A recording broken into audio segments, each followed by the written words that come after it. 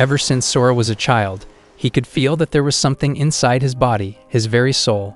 He felt that there was someone, a stranger, staring at him from within a cage. Sora is convinced that it was something special, and that it would awaken in him someday. He was blessed to be born into a good family with a respectable lineage. Though his mother had died, he'd hoped that he'd one day awaken his latent power and master his family's fan blade style. He would then become the patriarch of the Mitsurugi clan and guard the demon door. However, one day, his father disinherits him, remarking that he does not have what it takes to learn their family technique. He is therefore banished from the island. His father loses faith in him, his brother takes his place as the successor, and his sister begins treating him like a stranger. However, it is hoped that when Sora reaches the mainland, he will meet a worthy teacher. Sora was just 13 years old, and while he huddled in the cargo hold of a merchant ship, he swore that one day he'd return to the island. 5 years later, in the town of Ishka, in the kingdom of Canaria, Sora's qualifications as an adventurer are revoked. The receptionist gives him a cold stare. She isn't joking, and she shows him the guild master's letter of notice. Sora verifies the authenticity of the certificate, but he still believes this to be some kind of mistake. However, the receptionist informs him of a clause within the guild's rules that if one hasn't been promoted in 3 years, they will be dismissed. Sora's demotion was 3 years ago, and he hasn't progressed past Tier 10. Thus, the conditions are met for his dismissal. Sora hadn't known about this clause and wished that he had been warned about it, but the receptionist simply tells him that it was in the rulebook. Sora realizes that she's really just trying to get rid of him.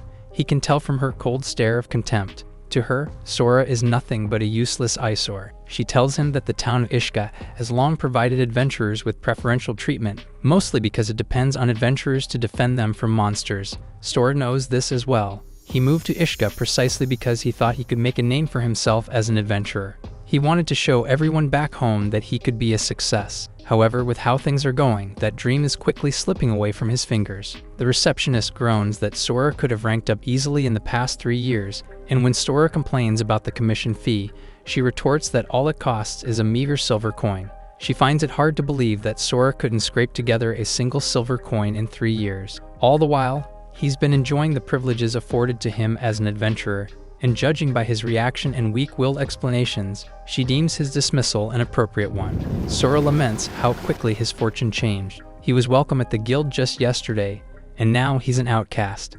His adventurer's identity card has yet to be returned to him, depriving him of a way to earn rewards. There are other jobs in the city that he can do, but they are mostly maintenance professions. If he commits to jobs like those, however, he won't be able to get stronger, and he won't be able to get recognized. However, in the past 3 years, all Sora has done was gather herbs, and it made him feel like he was useful.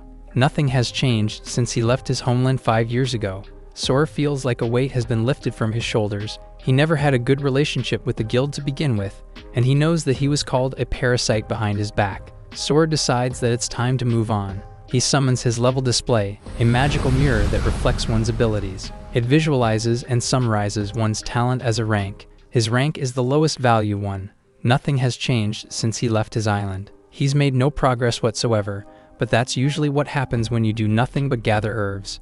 Sora wonders how things ended up this way. 5 years ago, a man named Lars invites Sora to join his party, explaining that he wanted to improve the financial well-being of his home village. He is accompanied by his 3 friends, Ilya, his childhood friend and warrior priestess, Miro, a foul-mouthed mage, and Luna, a kind-hearted cleric. Lars formally invites him to join his party, Falcon Sword. Sora muses that their party is friendly and accommodating, and though he'd like to join them, the trauma of being abandoned by his family is still fresh in his mind. Believing himself to be a burden, he tries turning them down, but Lars has seen how fervently Sora has been practicing his swordsmanship, and he thought that his form was extremely beautiful. Moved by his sincerity, Sora agrees to join them, and he was happy to spend time with them. However, no matter how many monsters he kills and quests he completes, Sora's rank just never went up. Ilya warns them about a parasite adventurer who sneaks into high-level parties to level up. Sora knows that he can't hide his condition forever, and he hopes that, as his friends, they'll be able to sympathize with and understand him. He openly admits to them that his rank hasn't risen at all, which immediately earns him suspicious and hostile gazes. He was wrong.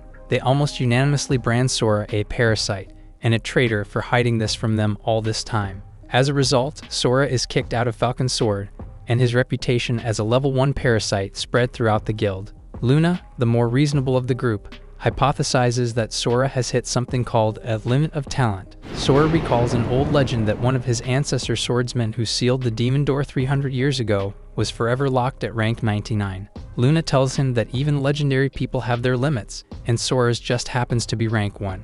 She tries to comfort him by saying that there are other ways for non-adventurers to make a living. Because of his rumor as the parasite, no one was willing to form a party with him, which led to a deadly downward spiral in money and prestige. Because of this turn of events, Sora is expelled from the Adventurers Guild. While walking through the streets, a thief snatches Sora's satchel. They glance at Sora and immediately identify him as yet another adventurer down on his luck. There have been many like him lately. They find nothing of value inside his bag, aside from a few bottles and herbs. Sora demands his items back, but one of them shows Sora an illegal herb. Seeing that Sora seems to be an herb-gathering specialist, they want his help in their little herb business. Though Sora knows that this is wrong, he's desperate to do any job available to him. They tell Sora that the herb they're looking for is found only in the deepest parts of Thetis Forest, but not a single one of the other adventurers they've sent has returned. They hope that Sora is the exception. Sora laments the fact that he's been roped into something as shady and outright illegal as the underground herb trade. This is how people become corrupted. He tries to keep a bit of his sanity and dignity left by telling himself that this is just another job as an adventurer. Sora goes deep into the Thetis Forest, where he eventually discovers and gathers the herbs that the dealers requested. He takes the opportunity to give the herbs a little sniff, and he immediately experiences a relaxing sensation. In this brief state of euphoria, he entertains the idea of opening an herb shop. He knows now that there is a large demand for herbs, so his business will surely run smoothly. Sora begins to cheer up, but it won't last long. Miro suddenly appears and asks him what he's doing all the way out here, all while hurling insults at him. Sora refrains from saying anything back, which only feeds Miro's foul treatment of him. Fortunately, Lars reins her in from saying anything else. Lars's party, the Falcon Swords, are a fairly well-known C-rank party. Because there are no A-rank parties in Ishka and only 3 B-rank parties, the C-rank is filled with veterans and considered the place where up-and-coming adventurers reside. Lars observes that Sora was kicked out of the guild and is still at the same rank as before. Seemingly concerned for his well-being, Lars advises that Sora quit being an adventurer before he gets killed. Sora sarcastically thanks him for the tip, which angers Aaliyah. Sora is quick to bow his head and apologize, which catches even her off guard. Lars tries to get his team not to pay Sora mind any longer, but Miro gets one more potshot in by calling him a loser who hasn't showered in 3 days. While Lars gathers everyone to leave, Luna expresses how relieved she is to see he is still alive and healthy. Back when Sora was adventuring with them, Luna was the only person who never changed her attitude towards him, which he was grateful for at first. However, one night, shortly after being kicked from the party, Sora overheard one of her conversations and learned that the person who first started calling him a parasite was her. He also guesses that she has romantic feelings for Lars. Before Sora can leave, Luna warns him that many people have disappeared within Thetis Forest. The forest is so large that a whole country could fit inside it, and there are also said to be mythical creatures hiding in its deepest parts. Even with its reputation as a dangerous forest, there is even a C-rank party among those who have disappeared. The guild has already mobilized certain C-rank groups to investigate, but thus far, none have returned. Sora realizes that these ill-equipped parties are being intentionally sent to cut costs on hiring actually capable adventurers. Sora uneasily thanks Luna for her advice. Even with this troubling news, Sora is unbothered. If this means there will be fewer adventurers and fewer people to gather herbs, his business will prosper. Sora continues to gather the fragrant-smelling herbs, and he muses on opening a medicinal tea shop since no one else in the city seems to be doing so. Unshackled by the constraints of the guild, Sora feels freer and happier than ever. While relaxing underneath the cloudy sky, he senses a change in the air. He gets up, knowing that something big is coming. The winds begin to blow wildly toward the south, causing even low-ranking monsters to scurry away. Sora knows that he shouldn't linger here any longer. He spots Falcon Sword running towards him, trying to get away from a monstrous giant bug.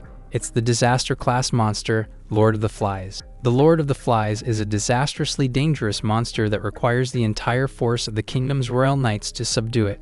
For it to appear in such a place right now is unheard of. Even though Lars and his party are talented adventurers, they are no match for the Lord of the Flies. Lars is injured during the initial attack, and he realizes that he has been struck by a heavy paralysis effect. In the heat of the battle, Miro spots Sora nearby. Miro tries to fend the monster off by using every powerful spell at her disposal, but the creature merely shrugs it off. She realizes that she can't beat it, but she doesn't have to. If her only task is to save themselves, she can easily handle it. She fires a magical bolt at Sora, who is helplessly defenseless. The reason why the Lord of the Flies is such a feared monster is not just because of its power, but also because of its reproductive ability. If left alone and allowed to lay eggs, it can spawn countless others just like it. A whole civilization was once wiped out because of this. Its reproductive method is to lay its eggs inside live prey, which is then carried back to the nest. The best prey is a weakened one. Sora is critically injured, with his arm nearly severed off. The Lord of the Flies turns its attention to him. While crying out in agonizing pain, Sora does his best to escape while cursing Miro for using him as bait. While the monster peppers him with stinging bolts, Sora mutters that his only dream was just to spread his herbs across the land, but he remembers that this was not his original intent. He reminds himself that he was supposed to prove to everyone back home that he could protect others with his sword. He was supposed to acquire his family's fan blade style and prove himself to them. Sora, due to his name, was derided by his other family members for being empty-headed. Sora asks his mother why she named him as such, and she replies that the sky is everywhere, no matter where you go. She hopes that one day he grows up to be as magnanimous as the sky. She adds that emptiness is not always bad. It can mean that one can be everything. It is unimaginable potential. She encourages him to seek his destiny beyond the Mitsurugi family. When Sora awakens, he finds himself in a strange underground cave. He can feel a paralytic agent coursing through his veins, but he no longer senses the Lord of the Flies nearby. He hears an unnerving crunching sound nearby, and he is horrified to see a man being eaten alive by the monster's larvae. The monster captures its prey alive so that its young can feed on them, but is careful not to kill the victim outright. Sora slowly realizes that he is inside the Lord of the Flies' lair, and the monster's young start crawling toward him. They reach his fingers, then his arms, then his legs and feet. Similar to mosquitoes, they excrete a special substance that conceals the pain of their feeding. If every single one of these larvae became a Lord of the Flies, then not only Ishka but the whole kingdom of Canaria would be ruined. As Sora is slowly consumed, he despairs at the impending loss of his limbs, his life, and his ambitions. He will die here, in a dark pit, in irrelevance and obscurity. Sora cries out that he doesn't want to die, and in his final moments, he feels nothing but regret. He wonders if he should have done things differently. Had he given up the sword when it was clear he had no talent, maybe he wouldn't have ended up in this situation. The larvae reach his mouth, and then his throat. Now robbed of his ability to scream, Sora can only do so internally. There is nothing but the silent echoes of his own mind and the feasting of 1,000 young. While being torn apart, Sora tries to search for a way out of this little predicament he's found himself in, but there is no way to stop it. His hands are already gone, as are his legs. Sora resigns himself to his fate. He had given up long ago. He should have done so longer ago still. Sora no longer recognizes himself as Mitsurugi Sora. He sees no other recourse but to give up. A voice inside Sora tells him to consume the larvae. Sora is puzzled. Even if he ate dozens of them, there was no way he'd be able to stop the others from consuming the rest of him. The voice asks him if he'd rather sit idly by and allow himself to be consumed. Though the voice tells him to struggle valiantly until the end, Sora has lost all willpower to do so. The fact that he is useless has been thoroughly engraved into his bones. The voice is infuriated by Sora. If Sora died, he remarks that Sora's father would be beside himself with laughter. Sora retorts that his father would not laugh. For the moment he left the island, he was already dead to him. However, he knows that his brother would laugh, as would Lars Falcon Sword, the guild receptionist, and the citizens of Ishka. It is them whom Sora fixates his anger on. If he died here, he'd just become the butt of the joke for everyone else. Sora is filled with something even stronger than a thirst for revenge: pettiness. If he's going to die, he might as well go down fighting. He'll be damned if he dies before his enemies do. Sora starts eating the larvae by the dozens. He'll eat as many as he can, and as many as his body will allow. He has no choice at this point, and he laughs about why he didn't do such a crazy and audacious thing sooner. If the larvae will eat him alive, then the solution is simple. He must eat them before they eat him. But his rage does not stop there. He will consume all who have opposed him and all who have belittled him. In this moment of clarity, Sora internalizes the meaning of the name his mother gave him. He is Sky, limitless Sky. He has no boundaries and no limits. He must consume all, and the voice inside him enacts a contract between them. Inside his very soul, Sora meets an impossible, large serpentine dragon. Though separate beings, they are also one and the same. The dragon gives Sora his name, and only Sora will know it. His body suddenly burns impossibly bright and hot. He doesn't even know if it is his bones or his flesh that have caught fire. The heat builds up in his body, prompting him to find release. He must shout, cry, and bellow. He's seen this happen before on his home island. This is how the Phantom Sword users push past their limits. This power is now his. He activates his core, granting him the power that has been laying dormant in him all along, Soul Eater, and uses it to devour everything. Sora's family, the Mitsurugi clan, requires a core to use the Phantom Blade style. This allows the user to kill powerful demons, and it has been something that he's been yearning for since his youth. The power of the sun in the palm of his hands. The time has come for Sora to take to the skies. Sora raises his sword and unleashes his Soul Eater upon the monster's lair. The swirling vortex rips through the cave, devouring and shredding every last bit of larvae present. Every time his blade cuts through the insect's flesh, Sora feels a surge of pleasure, and he wonders if this is one of the abilities of the Soul Eater. The larvae begin scurrying away from Sora, terrified of what he can do now. Sora looks down on the larvae. They rarely make it to adulthood because they make easy prey for other monsters. Sora wonders what would happen if the Lord of the Flies returned to its lair and found all its children dead. Sora would love to see the look on its face. Sora realizes that all the adventurers who have gone missing thus far became prey to the Lord of the Flies, and with all the larvae he's killed so far, he can feel his body screaming with power, or rather, feel it healing itself, as though it were being rebuilt. Sora opens his level display and discovers that his level rank actually went up to 2. His limit wasn't 1 at all. He deduces that this must be the effect of suddenly ingesting such a large amount of experience after a long drought. But that's not all of it. His Soul Eater dragon is consuming the souls of the larvae and converting them to power. This means that the larvae-filled lair is like an all-you-can-eat buffet. A few minutes later, the Lord of the Flies arrives. Sora apologizes to it for eating all its young, complaining that they were noisy. He taunts that they were probably begging for their mother to save them. When the monster sees its young as nothing more than empty husks, it is furious. Sora, now brimming with overwhelming power, thanks the beast for bringing him here. If she hadn't, then Sora would never have awakened his Soul Eater.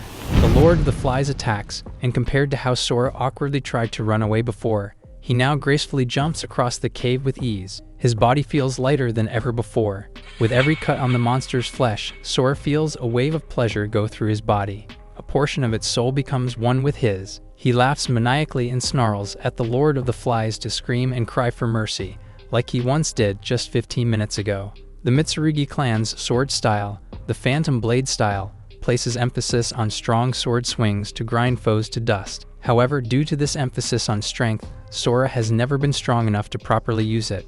This power is needed because the clan is charged with protecting the whole world from the Demon Gate, meaning that every member of the clan is a powerful fighter. Suddenly, Sora senses that the effects of his Soul Eater have diminished, and he deduces that, since the Lord of the Flies is starting to retreat, its soul has also diminished in power. He takes this as his cue to wrap up the battle. He continues shredding the Lord of the Flies apart until it senses imminent defeat and tries to escape. Still, Sora is careful not to underestimate the monster just because he has found new, unbridled power. He's going to finish it off with a move that he's been cooking since he was born. This is the move that he's been practicing his whole life, handmade to destroy monsters like it. Sora unleashes his Phantom Blade style Gale. The Lord of the Flies is finally shredded apart. Its once mighty wings now nothing more than strips of confetti. Gale is a simple jumping attack that serves as the bread and butter of the Phantom Blade style. Sora thanks the Lord of the Flies for acting as a training dummy for his newfound power, and he ushers it into the afterlife to join its children. Sora inflicts the final blow, and the cries of the Lord of the Flies echo throughout Thetis Forest. Sora gains an enormous amount of experience points and soul power from killing the monster. The points he gained earlier pale in comparison. However, he has a new problem. How is he supposed to get out of the monster's lair? During the battle, Sora was using Ki, spiritual energy, to augment his body's power. This is similar to mana, which is the primary resource used by magic casters. Though mana is usually the better choice, it is different for Sora's clan. Their Phantom Blade style is dependent on anima, an internal spirit animal of sorts, which is vastly superior to mana.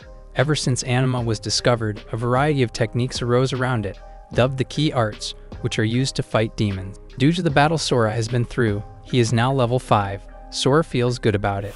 He moves on to the next issue at hand, another victim that the Lord of the Flies brought back to the nest. Upon closer inspection, Sora realizes that the girl isn't a human at all, but a Kidjin. The Kidjins are an ancient race and enemy of humanity. Demons are said to be higher forms of these creatures. Nowadays, they are hunted for their valuable horns, which hold great magical power. Sora wonders what he should do with her. This is Sora's first time seeing a Kidjin in the flesh. He had heard rumors that there were mythical creatures living in the forest. These rumors are now proven to be true. Sora closely inspects the Kidjin and finds her covered in mud and dirt, while her clothes can't exactly be called clothes at all. These are big words for someone who doesn't have clothes on. Sora grips the Kidjin's horn, which is sure to fetch a fortune from anyone who manages to sell it. He have enough money to live comfortably for the rest of his life, and to sweeten the deal, the Kidjin appears to have a high-quality soul. If Sora ate her soul now, he could boost his level by 2, maybe even 3. The Soul Eater Dragon asks Sora what he plans to do. For a moment, Sora is overcome by an insatiable hunger, enough for him to put the young Kidjin to the sword. In a moment of clarity, Sora punches himself in the face for even thinking of involving an innocent in his bloody crusade. He doesn't want to hurt anyone who hasn't wronged him. Sora hasn't been imbued with the power of the Soul Eater for long, but he can already feel himself beginning to change, like he wasn't acting himself. Still, change isn't a bad thing. Sora feels even more alive than before, and he wonders if this is yet another effect of the Soul Eater. Perhaps this was his true nature all along. He puts these thoughts aside. His identities as a stalwart, idealistic adventurer, and a ruthless avenger are both him, which is precisely why he must learn to control his new power. Sora's mind snaps back to the moment at hand. The current situation he's in is still bad. He notices the adventurer who was being eaten earlier seems to have great gear, and he recalls how Luna told him about a certain C-rank adventurer going missing. Sora lays the dead man's soul to rest by offering a small prayer, and he immediately starts looting his corpse. Sora wonders if doing this makes him a bad person, but his desire to survive outweighs his desire to have honor. Ask the dead if honor matters. Sora puts on the dead man's clothes, and he's ready to finally leave. However, the Kidjin finally awakens, and she is startled by Sora's appearance. He tries telling her that she was kidnapped by the Lord of the Flies, but she remains wary and suspicious of him, just because he's wearing a black outfit. He tries to see if the girl remembers anything. He explains that he's already killed the Lord of the Flies and that they are most likely in the mountainous region of Thetis Forest. The only exit seems to be through the cave, and though normally an ordinary human wouldn't be able to climb out, Sora isn't an ordinary human. Climbing it is an easy feat. All he has to do is focus his ki into his limbs. With an escape route secured, he invites the Kidjin to join him if she wishes to do so. The Kidjin is unable to properly communicate anything to Sora, possibly due to the paralytic venom still in her veins. However, her determined stare tells him all he needs to know. He's surprised that the Kidjin would want to come with him, given the troubled history their two peoples have. He tells her to cling tightly to his back, and he'll climb them both out. The Kidjin hops on Sora, and together, they take to the skies. Sora always thought about what it would feel like to be reborn, and the things he's experienced over the past few hours have given him a taste of just that. Upon reaching the surface, it hits Sora like a runaway truck. He survived. It's enough to make him cry, but knowing that a girl is on his back, he holds back his tears. He briefly checks on her condition, and the Kidjin thanks him for helping her. It's been a long time since Sora was actually thanked instead of being called a parasite. This is what he's been searching for his whole life, defeating monsters and being thanked for it. Sora offers to take the Kidjin back to her home, but she is understandably hesitant to tell a human where she lives. Instead, he suggests leaving her underneath a mountain or a large tree, so she singles out a camphor tree in the distance. Unfortunately, Sora is no botanist, and he can't tell the trees apart.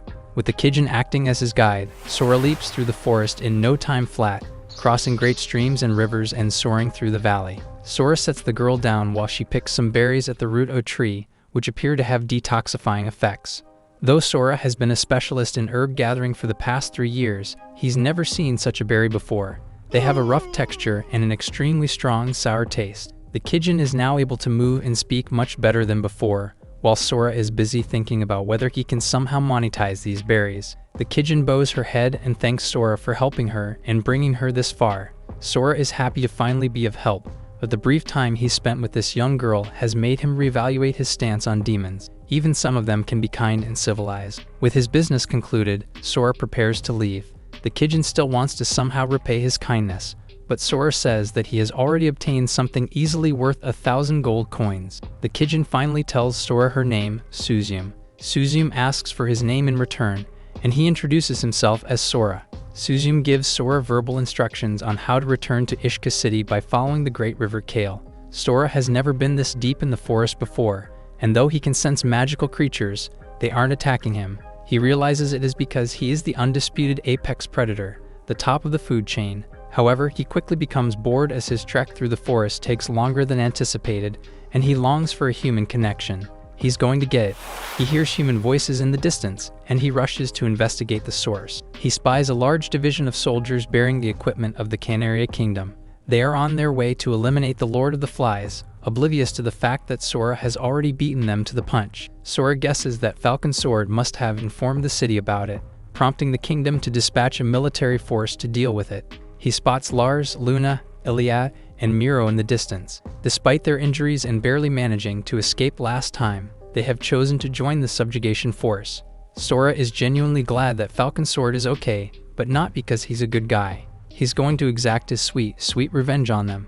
And after he's done, there'll be nothing left of them to bury. Sora wonders what is going through the Falcon Sword's minds as they march alongside their soldiers. Did they join the force out of honor, a sense of duty, or out of an avenging spirit? Regardless of their reasons, Sora will make sure to thoroughly destroy them all. But more than that, he wants them to taste despair. He will consume them all. Sora's rampant bloodlust temporarily allows his soul-eater dragon to manifest itself, but he tries to temper his anger. If he attacks them now, he'll end up making an enemy of the kingdom of Canaria. He doesn't want that. The target of his revenge is solely the Falcon Swords. It's not enough that he kills them. He wants to thoroughly humiliate and ruin their reputation. Sora heads to the front of the soldiers and waves to them, asking for help and claiming that he just barely escaped from the Lord of the Flies. The city of Ishka acts as a stalwart bulwark to protect the kingdom of Canaria from outside threats, including the forest of Thetis. As a result of its strategic importance and reliance on resources, it has also become a major trade hub. Adventurers became the primary means for the city to obtain such resources. This means that the most important institution right next to the local government is the Adventurers Guild. That's where Sora is right now, in a strange twist of fate. Sora openly accused Falcon Sword of attacking him and leaving him for dead during their frantic escape from the Lord of the Flies. An intermediary is present to facilitate the meeting. However, Lars finds it difficult to believe, and Sora doesn't blame him, knowing that he was under the effects of the monster's paralytic agent. Lars suggests that Miro's magic spell only hits Sora in a stroke of bad luck, which Sora treats as a hilarious, sick joke. He sarcastically commends Lars's solid reasoning. He poses a question for his former leader.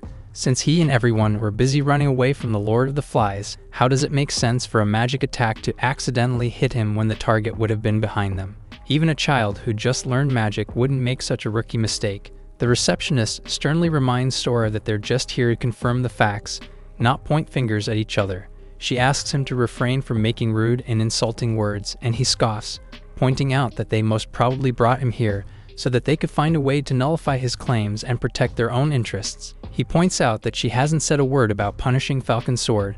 All she's been doing is telling him to drop the case or watch his tone. Sora is thrilled to be on the other end of the sword this time. Miro defiantly asks Sora what it would take for him to be satisfied, and he suggests that they head straight to the Holy Temple and tell their great priests that one of their spellcasters used another person as bait to save their own lives. Sora realizes that he should have done that from the start. The great priests possess a skill called Sense Lie, which will show them that he wasn't lying. It'd be better than staring at each other.